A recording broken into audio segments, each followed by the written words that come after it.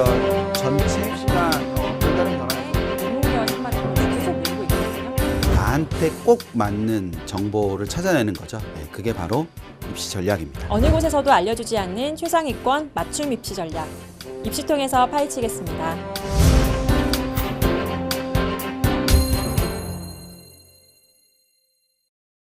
입시로 통하다 입시통 첫 번째 시간입니다. 안녕하세요. 입시통 진행을 맡게 된 이투스 교육평가연구소 최은지입니다.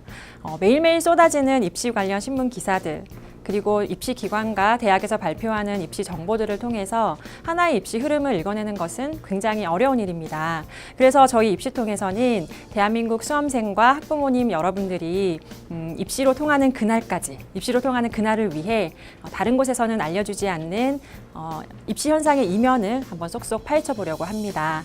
그 첫 번째 시간 함께해 주실 입시 전문가님은요, 이투스 교육평가연구소 김병진 소장입니다. 안녕하세요, 소장님. 네, 안녕하세요. 김효진입니다. 네. 소장님, 최근에 입시 이슈 중에 하나가 이과 대세론이라는 얘기가 계속 나오고 있는데 들어보셨죠? 그렇죠. 이과 대세론 뭐 이런 거 있습니다. 대세론은 하여간 문제가 많습니다. 네, 오죽했으면 문송합니다, 문과라서 죄송합니다라는 말이 나왔을 정도로 굉장히 이제 문과 학생들에게 불리하다 이런 얘기가 나오고 있거든요. 이행합니다는 저도 듣기는 들었는데 저는 이과라서 행복합니다는 줄 알았는데 아니네요. 그냥 다행입니다. 네. 네, 그거는 그래서 뭐 이과도 공부하니까 행복하진 않겠죠. 네, 하여튼 뭐 그렇습니다. 네. 네, 그렇다 보니까 이제 뭐 이과 학생들이 취업뿐만 아니라 입시에서도 유리하다 이런 얘기들이 계속 나오니까 문과 학생들에게는 굉장히 좀 불리한 상황이라고 얘기를 할 수 있을 것 같아요. 슬픈 그림이네요. 네, 이런 짤들이 인터넷에 굉장히 돌아다니고 있습니다. 굉장히 슬프네요, 이 아이의 눈물을 보니까. 네. 하지만 이제 뭐 저희 입시 경험상 입시라는 것은 항상 어느 한쪽 집단에게만 유리하게 펼쳐지지는 않거든요. 유리한 점이 있으면 불리한 점도 있고, 불리한 점이 있으면 유리한 점도 있기 마련이고요. 이런 유리한 점을 어떻게 적극적으로 활용하느냐, 그다음에 불리한 점을 어떻게 잘 극복하느냐가 입시 성공의 핵심 포인트다라고 말씀을 드릴 수 있을 것 같은데요. 그래서 오늘 소장님과 함께 다뤄볼 첫 번째 입시통 주제는요. 이과 대세론 틈바구니 속에서 문과 학생들에게 어떤 유리한 점이 있는지, 그것을 어떻게 활용해야 될지 한번 살펴보려고 합니다. 소장님, 인문계에 정말 봄이 올까요? 봄은 와 있을 수도 있죠. 예, 와 있을 수도 있는데 그 봄을 만나는 사람들이 준비가 덜 돼 있거나 아니면 느끼지 못하고 있거나 뭐 그럴 수 있지 않을까 싶은 생각도 있어요. 저는 지금 인문이 봄이라고 생각합니다. 예. 네, 근데 이제 인문계열 학생들이 봄이 왔다라고 이제 확 느끼지도 못할 뿐더러 오히려 좀 위축돼 있는 상황이거든요. 근데 아무래도 제 생각에는 이제 작년에 휩쓸었던 프라임 사업에 관한 이슈가 좀 있을 것 같아요. 예, 그러니까 학생 뭐 내부적으로 준비가 안 된 것도 있겠지만 외부적으로 프라임 사업이라든지 뭐 아까 앞에 나왔던 뭐 문송합니다라든지 이런 외부 환경이 그런 것들을 많이 만들어내고 있지 않나라는 생각이 들기도 해요. 근데 실제로 그 외부 환경이라는 것이 제대로 전달이 안 되거나 아까 앞에서 우리 최은지 시장님 말씀하셨듯이 그 이면들을 보지 않고 그냥 이렇게 그 겉에 나와 있는 현상만 보고 이렇게 판단하는 경우가 굉장히 많은 것 같아요. 프라임 사업도 아주 대표적인 그런 것 같아요. 그래서 프라임 사업도 이렇게 보면 이렇게 뭐 어려운 말로 돼 있어요. 제가 영어를 좀 잘했으면 이렇게 막 이렇게 읽어드리겠는데 그건 좀 그렇고. 그래서 여기 보시면 이제 인문계열과 이학계열의 학과를 축소한다고 돼 있어요. 근데 이학계열도 자연계열이잖아요, 그렇죠? 예, 그러니까 우리가 흔히 이제 자대라고 부르는 자연과학부 그쪽인데 이쪽을 학과의 정원을 이제 축소하는 거죠, 자연스럽게. 그러면서 요 인원을 여기로 넘기는 겁니다. 공학계열의 학과의 정원을 확대시키는 걸로 바꾸는 건데 실제 프라임 사업에 선정된 대학이 저희가 이제 보통 보는 대학들 중에서 핵심적인 대학이라고 부르는 그런 대학들 중에서 이렇게 세 개밖에 없습니다. 실제로 세 개밖에 없고 이 세 개 대학은 당연히 실제 정원의 구조를 보면 인문계의 구조와 자연계의 구조를 봤을 때 2016학년도에 비해서 2017학년도에 늘어야 되는 게 맞죠. 그러니까 인문계는 줄고 자연계는 느는 게 맞죠, 실제로. 근데 이제 또 하나 특징적인 거는 여대가 두 군데가 있잖아요. 그러다 보니까 결과적으로 이제 통상적으로 여대는 인문계열이 차지하는 비중이 좀 더 높다 보니까 선발에 있어서 실제로 줄었지만 여전히 인문계열이 자연계열보다 더 선발 인원이 더 많은 거죠. 그리고 건대는 이제 큰 폭으로 좀 줄었다라고 볼 수 있는 그런 현상들이 좀 이렇게 확인할 수 있을 거예요. 근데 저희가 이제 흔히 서울소의 상위 15개 대학이라고 부르는 대학들 중에서는 요 3개 대학만 그런 거고 나머지 대학들은 그런 그 인위적인 인원 조정, 선발 인원 조정은 일어나지 않았다는 거죠. 그래서 지금 이제 보시는 표대로 고려대, 중앙대, 동국대 이렇게 하나씩 그 이제 흔히 말하는 그 서열에서 이렇게 하나씩 뽑아서 보면 고려대는 선발 인원의 규모가 변화가 없어요. 계열별로만 보면. 중앙대는 이제 실제로 한 명 는 것처럼 보이지만 퍼센테이지로 따지면 뭐 1% 정도. 동대는 오히려 더 늘었죠, 인문계열이. 그러니까 이런 변화들을 보면 적어도 선발 인원에 있어서, 그러니까 모집 인원에 있어서 인문계의 겨울이다 이렇게 말하기는 좀 어렵다. 네, 그런 구조가 있죠. 네, 소장님 말씀에 좀 덧붙이면 지금 원래 각 대학들이 인문계열 선발 인원이 원래 굉장히 많습니다. 그렇다 보니까 이제 보시면 뭐 52%, 60%를 육박하는 대학도 있고요.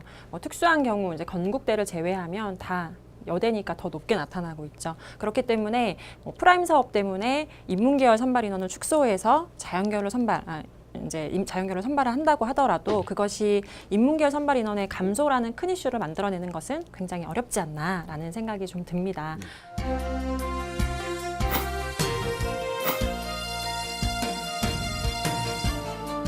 저희가 이제 본격적으로 인문계열 봄바람의 근거를 좀 찾아보려고 하는데요. 이 자연계열 응시 인원의 증가, 그다음에 인문계열 응시 인원의 감소, 이제 같은 얘기죠. 이것이 오히려 인문계의 대입에는 유리하다라는 주장을 저희가 지금 한번 해보려고 해요. 네, 그러니까 아주 직관적으로 말씀드리면 인문계열 앞에서 이제 표에서 보셨던 것처럼 인문계열 선발 인원은 요 정도로 그대로 있는데. 네. 인문계열을 지원하고자 하는 지원자의 규모가 줄면 당연히 경쟁이 덜 치열해지는 거죠. 예, 그러니까 그 개념이라고 해석하시고 이제 구체적인 데이터를 이제 보시면 될 것 같아요. 네, 그렇습니다. 그러니까 그렇다 보니까 저희가 왜 인문계열 응시 인원의 감소가 인문계열에 유리하냐 이거를 좀 살펴보려면 자연계열이 그동안 이제 입시에서 굉장히 유리하다 이런 말들을 많이 했었거든요. 그래서 그 이유를 한번 살펴봐야 될 것 같아요. 네. 기본적으로 입시에서 이제 뭐 자연계열이 더 유리하다 그러면 이제 딴 거 없죠. 그냥 뭐 대학을 더 잘 간다. 네. 뭐 이런 구조겠죠. 그랬을 때 이렇게 딱 보시면 저희가 예쁜 색으로 해놨잖아요. 지금 봄이어서 예쁜 색으로 시장님 오늘 그 색도 맞춰서 딱 입고 오시고. 근데 이게 지금 이거와 이거가 지금 일치하지 않죠. 그러니까 이 그룹 옆에 1그룹이 있어요. 그러니까 이게 이제 인문계고 이게 자연계인데 이 그룹 옆에 1그룹이 있다는 게 굉장히 주목할 만한 변화라고 볼 수 있죠. 즉 자연계는 여기에 한 그룹이 더 있는 겁니다. 그랬을 때 이제 저희 기관이 좋아하는 상위 누적이라는 개념, 그러니까 상위 누적 100분이라는 개념으로 계산을 했을 때 3%의 학생이 만약에 있다라고 가정을 하면 이 3%의 어떤 학생은 자연계열에서 1그룹을 가야 돼요. 그러면 저희가 생각을 할 때 그 1그룹은 누구나 생각하는 그 1그룹이에요.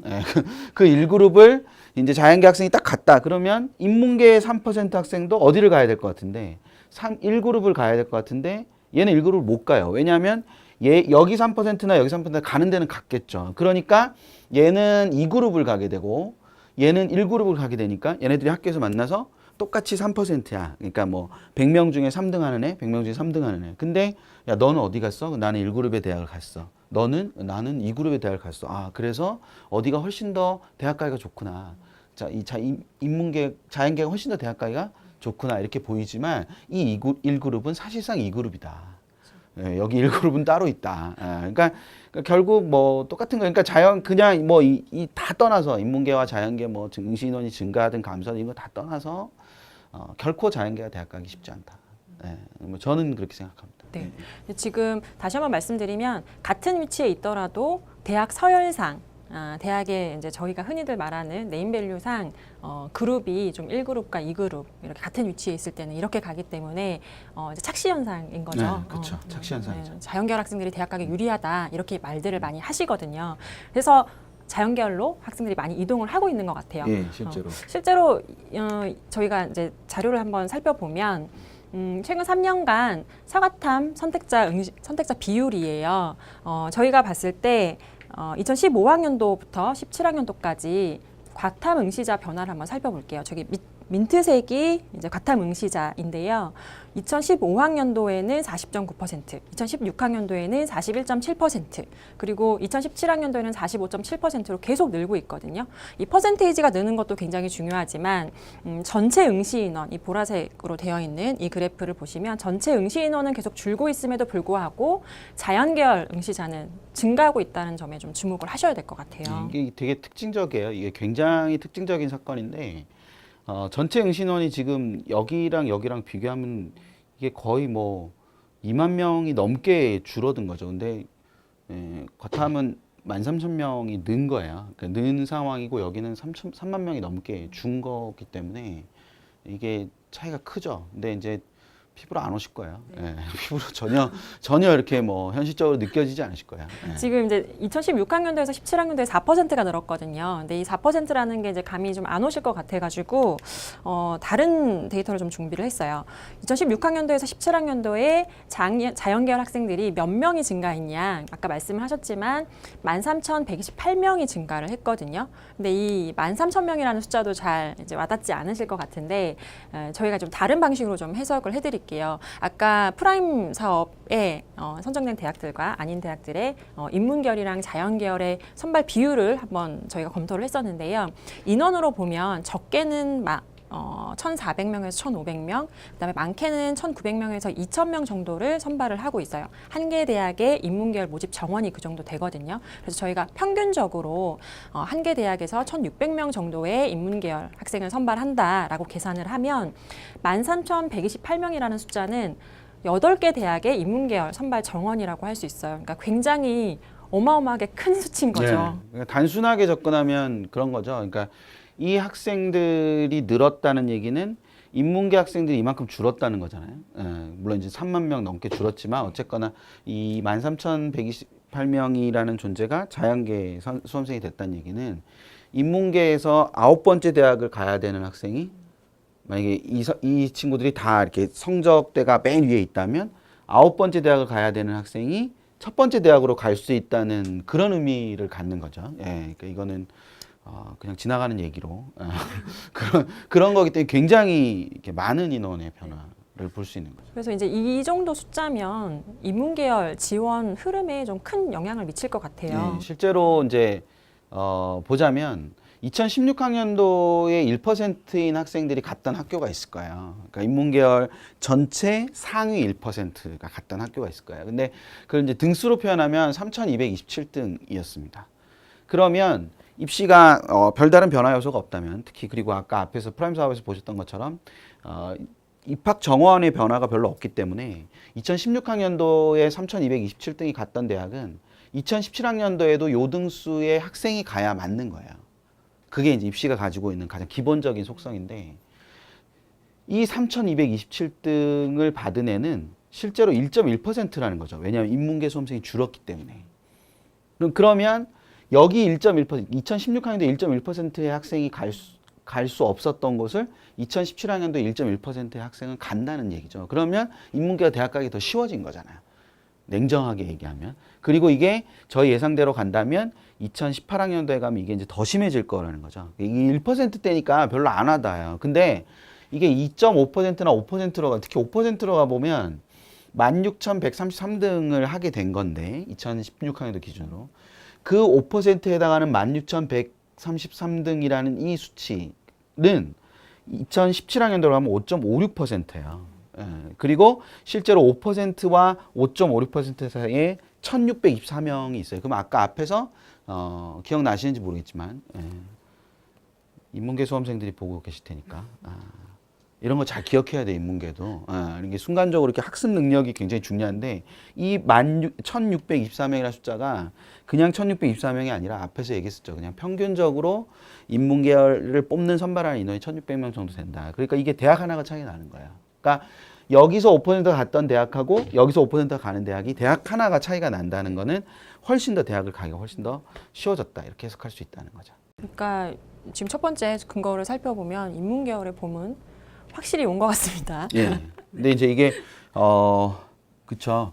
요게 이제 보통 요거보다 더 강해질 거라고 얘기를 하는 거죠. 그러니까 앞에서 아까 보셨지만 이제 인문계열이 여전히 인문계열이 많잖아요. 예, 인문계열이 여전히 많긴 하지만 요게 조금 더 강해져서 어떤 사람들은 5대5가 될 거라고 생각하는 사람들도 많이 있기 때문에 지금 2018학년인데 그러면 이제 문제는 더 심각해지는 거죠. 네.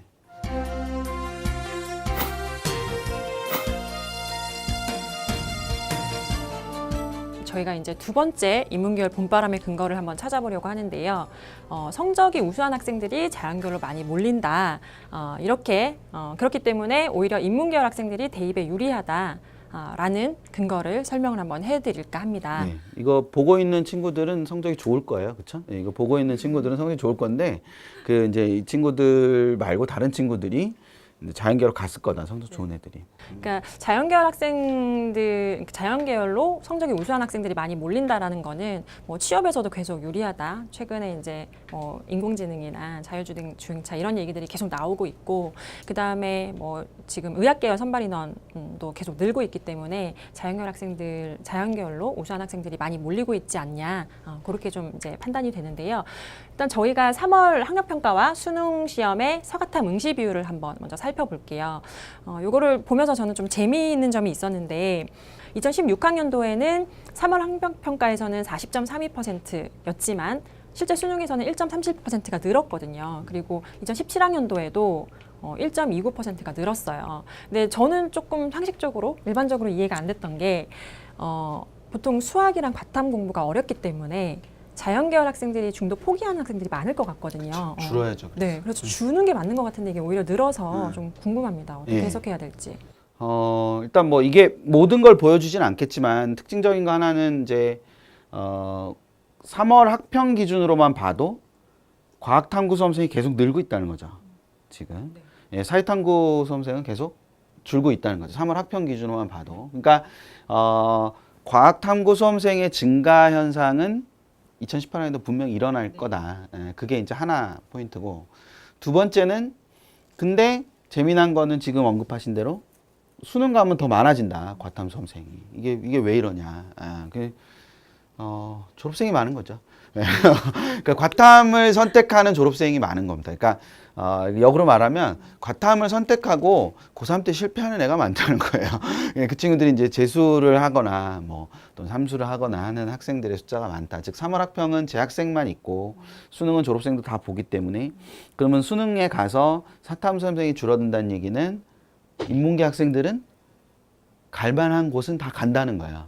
그래서 가서 중간에 안 나온다는 거죠. 예, 그게 아주 강력한 봄의 근거 아닌가? 근데 자연계는 가도 만족이 안 된다는 거죠. 그러니까 중간에 튀어나오거나 뭐 아예 처음부터 다시 하거나 그런 학생들의 숫자가 많다는 걸 여기서 이제 해석을 할 수 있는 거죠. 예. 네, 그러니까 지금 말씀하신 대로 중간에 뭐 나오거나 반수를 하거나 아니면 처음부터 다시 시작하는 학생들조차도 사실은 성적이 뭐 낮은 학생들로 구성되어 있지는 않거든요. 그래서 저희가 이제 데이터를 하나 더 뽑아봤는데 3월 학력평가 대비 수능 성적 향상 비율이에요. 그러니까 3월 학력평가 대비라는 것은 이제 재학생들의 데이터로만 구성이 돼 있다라고 보시면 될 것 같고 이제 점수 구간을 기준 구간을 저희가 좀 말씀을 드리면 이게 200점대로 시작되잖아요. 이게 이제 300점 만점이거든요. 그러니까 영어 절대평가가 되면서 영어를 제외하고 국어, 수학, 그다음에 탐구 두 과목의 평균의 100분위 점수 합으로 해서 이제 저희가 점수 구간을 좀 나눠봤어요. 근데 이거를 보면은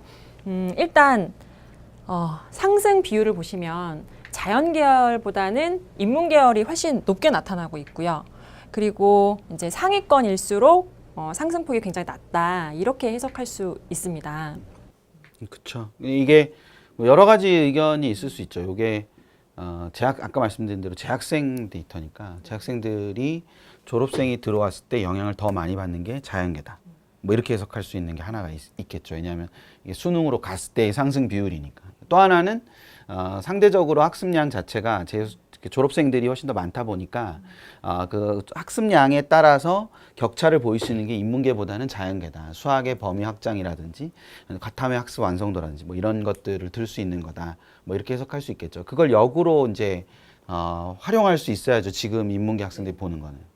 네, 역으로 활용한다면 어떻게 역으로 오히려 지금 상승 비율이 낮고 높잖아요. 그러니까 이제 많은 학생들이 공부 못하는 학생들만 뭐 인문계 남나 봐 이렇게 생각을 하지만 오히려 이쪽으로 가서 성적을 향상시킬 수 있는 가능성이 훨씬 크기 때문에 오히려 인문계열 학생들은 이런 점을 좀 잘 활용하는 것이 주요 포인트가 되지 않을까. 그렇죠. 자연계는 고착화되어 있는 상황이거나 더 떨어지는 상황이지만 인문계는 뭐 누구에게나 가능성이 열려 있는 뭐 이런 느낌이라고 받아들이시면 되지 않을까. 네. 또 하나의 데이터를 더 살펴봤어요. 수능 영어 등급별 사탐 선택자 비율인데요. 이 데이터는 자연계열, 그러니까 과탐 선택자와 사탐 선택자 중에 어느 쪽에 우수한 학생들이 더 많이 몰려 있을까 그것을 좀 판단해 볼 수 있는 데이터예요. 이 학년도별로 기준 데이터는 뭐냐면 전체 학년도에 수능을 응시한 전체 학생들 중에 사탐 응시자 비율이 기준점이 되는 것이고요. 그리고 비교를 1등급 내에서 사탐 응시자 비율을 저희가 이제 비교를 한번 해봤어요.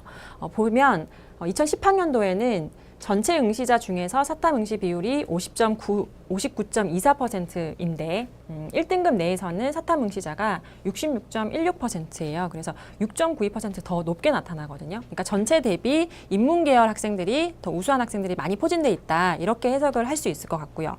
근데 2015학년도에도 지금 마이너스고 16학년도를 좀 살펴보면 전체 응시자 대비 사탐 응시자는 56.73%인데 1등급 내에서 사탐 응시자 비율은 53.18%예요. 그러니까 마이너스 3.55%인 거죠. 그러니까 그만큼 인문계열 학생들, 우수한 학생들은 줄어들고 반대로 자연계열 학생들, 우수한 자연계열 학생들은 더 많아졌다. 이렇게 해석할 수 있을 것 같습니다. 예, 그렇죠. 그러니까 여기서 59.24%에서 56.73%로 간다는 것 자체도 이미 인문계 수험생이 줄고 자연계 수험생이 는다라는 것을 의미하는 거죠. 근데 그것의 감소 속도나 규모보다 여기서 사탐 수험생의 1등급 내 사탐 수험생의 감소 규모가 훨씬 더 크다는 거죠. 차이가 지금 13%나 나는 거고 이건 3%밖에 안 나는 거니까. 이게 그 아까 뭐 4% 뭐 이렇게 늘어난 것처럼 잘 안 와닿으실 거예요. 그게 단순하게 설명드리면 영어 1등급을 받아야만 갈 수 있는 모집 단위가 그 모집 단위를 정원 66명이다. 그러면 딱 1등급 받은 애 66명이 갔던 거예요. 2010학년도에는. 근데 2015학년도에 갔더니 66명 정원인데 1등급이 57명밖에 없는 거야. 그러면 9자리가 남잖아요. 그럼 2등급인 애도 갈 거예요. 그렇죠? 예, 그러니까 그런 상황이 되는 거라는 거죠. 근데 2016학년도에 갔더니 1등급 맞은 애가 53명밖에 없어요. 그러면 66명의 정원은 그대로인데 53명밖에 없으니까 그럼 2등급 애들 중에서 13명이 거기를 가야 되는 거죠. 그러면 성적은 작년에 보다 더 안 좋은데도 대학은 더 좋아지는 현상이 갖게 되는 거죠. 그게 바로 이제 인문계가 봄이 왔다라는 그 강력한 근거죠. 네. 저희가 인문계 봄이 왔다라는 근거를 두 가지로 살펴봤습니다. 인문계 확실한 봄이 온 게 맞는 것 같고요. 인문계 봄이 왔다라고 외치는 것만이 저희 역할은 아닌 것 같고 이 봄을 어떻게 잘 활용할지 어떤 전략으로 어떤 대응을 할지 그것을 알려드리는 것이 저희의 가장 중요한 역할인 것 같은데요. 그 부분은 저희가 2회에서 다뤄보도록 하겠습니다. 소장님 2회에도 함께 해주실 거죠? 네. 2회가 중요하죠. 네, 2회를 오셔야 됩니다. 네, 지금 뭐 저는 별로 중요한 얘기 안 할 건데 PT가 되게 좋아요. 2회에서 꼭 또 뵀으면 좋겠습니다. 네. 그러면은 2회에서 저희 다시 찾아뵙도록 하고요. 1회는 이것으로 마치겠습니다. 감사합니다.